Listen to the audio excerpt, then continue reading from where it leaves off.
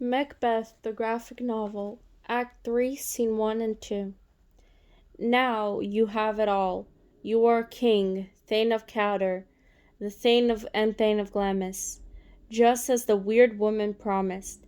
And I fear that foul play was involved, but it was also prophesied that your family line would not keep the crown, and that my sons and grandsons would become kings instead. If the witches tell the truth, which they have for you, then why shouldn't I believe their words? But hush, I will say no more.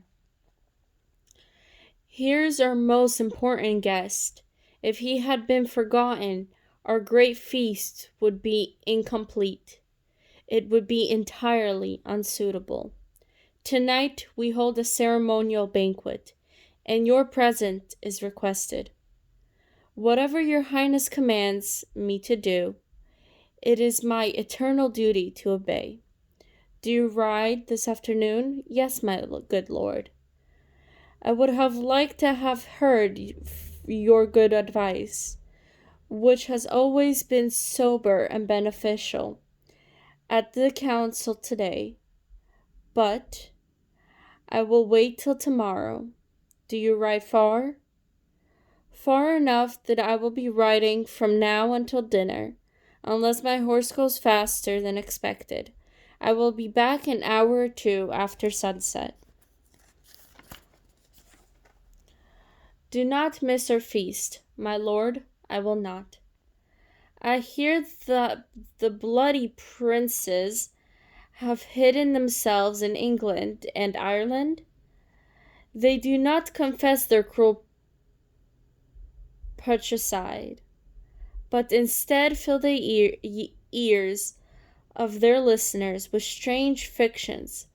But more of that tomorrow, when we'll discuss matters of state that concern us both. Hurry to your horse. Adieu till you return at night. Will Flames travel with you? Yes, my good lord, our journey awaits us. May your horses be swift and sure-footed. And with that, I send you to them. Farewell. Everybody may do as they please till 7 o'clock tonight. I will keep to myself till supper time, so that your company then will seem even sweeter. Till then, God be with you. Boy, a word with you. Are those men waiting for me? Yes, my lord, outside the palace gates. Bring them to me. To be king is nothing if my position is not secure. My fear of Bango hits me deep. He has a nobility of nature that I fear. He's willing to take risks, and along with a bold mind, he has the wisdom to match his bravery with caution. I fear none but him. He makes my guardian angel tremble, as Octavius Caesar did Mark Antony's. He chided the witches when they first called me king, bidding them to speak to him. Then profit like they told him he would be father to a line of kings. They gave me a crown and a scepter that will wither with me. Power will be wrenched from my hand by a stranger, not a son of my own. If this is true, then I have defiled my mind and murdered the gracious Duncan for Banquo's sons. I've ruined my own peace for their benefit. I've given my soul, the everlasting jewel, to the devil so that they might be kings. The seeds of Banquo, kings. Fate is challenging me. Fate is challenging you. Come, and I will battle you to the death. Who's there? Now, you boy, go to the door and stay there till I call. Wasn't it just yesterday that we spoke to each other? It was, so please your highness. Well then, you've had time to consider what I said? You know that it was Banco who brought you misfortune in the past, not me, whom you had blamed. I showed you the proof at our last meeting. I showed you how you'd been deceived and thwarted. I showed you who worked against you and with what instruments. I offered you so much proof that even a half-wit or a madman would have to say Banco did this. You showed us. I did. And more besides, which is the point of our second meeting. Are you so patient and forgiving that you can let this go?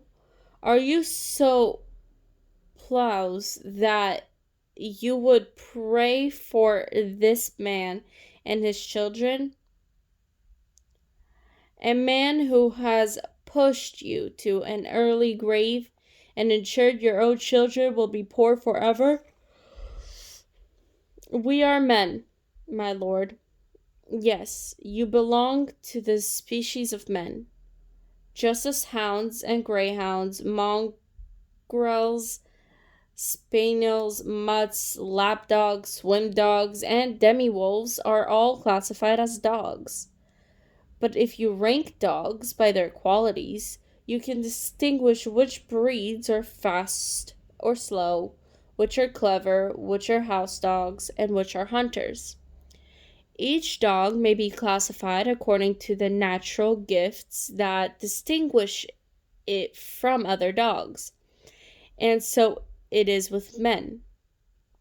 Now, if you belong to the species of men and are not in its bottom ranks, tell me, and I will plant a scheme in you that will rid you of your enemy and bring you closer to me. As long as this man lives, I am sick, but if he were dead, I would be in the most perfect health. My lord, I have been so mistreated by the world, I'll do anything to spite it. And I as well. I'm so weary of of disaster and bad fortune that I would risk my life on any chance either to mend it or be rid of it. You both know Banco was your enemy. It's true, my lord. And he's mine as well. I bear such bloody hatred toward him that every minute he's alive eats away at my heart. And though I could use my royal power simply to sweep him off the earth, I cannot, for we have common friends that I cannot alienate. Instead, I must wail in public for the man I myself have killed. And this is why I solicit your help. I must hide my business from the public eye for many reasons. We'll perform what you command us, my lord, though our lives... Yes, I can see this in your eyes. Within the hour, I will show you where to plant yourself and exactly when to strike. It must be done tonight. Anyway, from the palace. Always remember that I must be free from suspicion. And to make this plan perfect, Banco's sons, Fleens, must embrace his father's dark fate. Go consider all this. I will come to you soon. We have already considered, my lord. I'll call for you soon. Wait inside. It is done. Banco, if your soul will find heaven, it must find it tonight. Scene 2. Has Banco left the court? Yes, madame, but he returns tonight. Go tell the king that I wish a few words with him. Madame, I will. To have the thing you desire but feel no satisfaction for it, why? Then you have spent all to gain nothing. Safer to be the thing destroyed than the destroyer whose joy is wrecked by anxiety.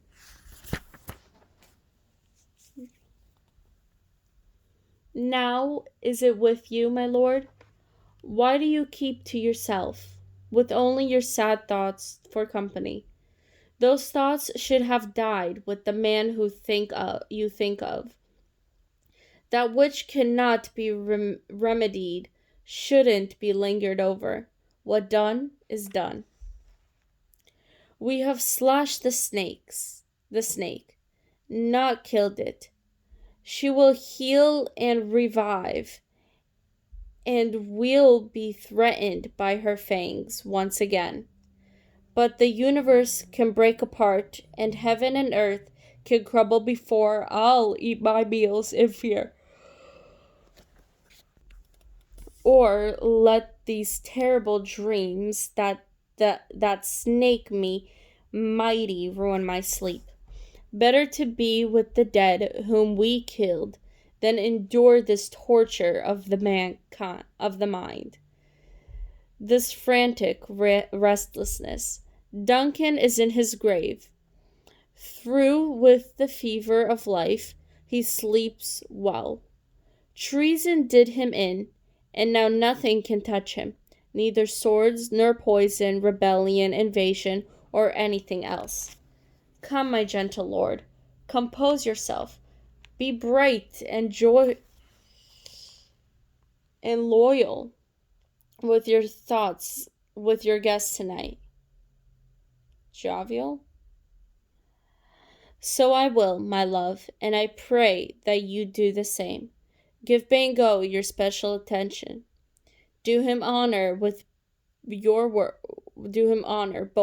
your works and your words. As long as we're in danger of exposure, we must flatter him and mask our hearts. You must stop talking like this.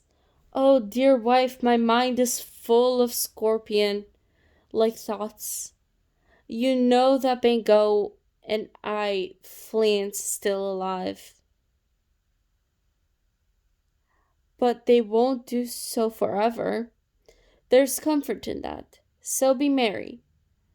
Before the fat flies and the dung beetle rings in the night with his drowsy hums, a dreadful deed will be done.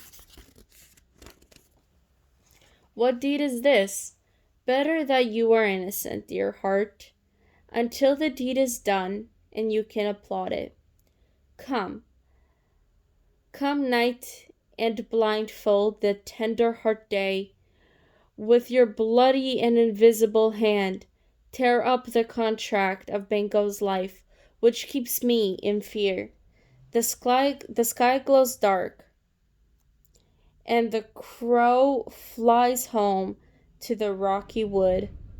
The gentle creatures of the day begin to nod and drowse, while predators of the night rouse to seek their prey. You look surprised at my words, but do not question me yet. And deeds strengthen themselves with further evil. So I pray, go with me. But who sent you to join us, Macbeth? Macbeth. We need not mistrust him. He was given exactly the same orders we were. Then stand watch with us. The sky still has some streaks of daylight. Travelers are hurrying to reach their inns, and Banco is almost here. Listen, I hear horses. Ho! Give us some light here. What must be him? The rest of the king's guests are already inside. His horses are being taken around to the stables. It's almost a mile from here to the palace gate, and Banquo, like the other men, chooses to walk. Here comes a light. It is him. Prepare yourselves. I will rain tonight. It will rain tonight. Then let the rain come down.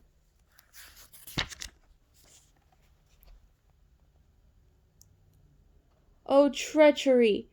Fly, good fiends, fly, fly, fly. Some day you may revenge, O villain. Who struck out the light? Wasn't that the plan? There's only one body here. The sun has fled. We have failed in half our mission. Well, let's be gone, to tell Macbeth what we did accomplish.